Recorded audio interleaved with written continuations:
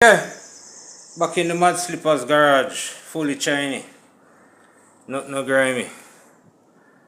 I do some tests on the machine, dig up out of one whole place. About 15-year-old machine now, 12-year-old, 13-year-old now. Bag of rotten metal and all kind of springs and such missing. Just do a quick fix. See if we can get it running. Everything seems to be in check.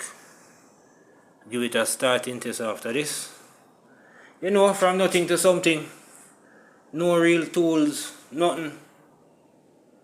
Just ghetto life.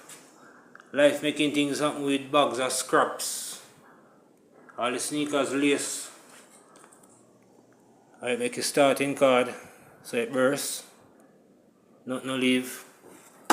We don't have nothing. All heater machine, fingernail heater. And some scrap springs.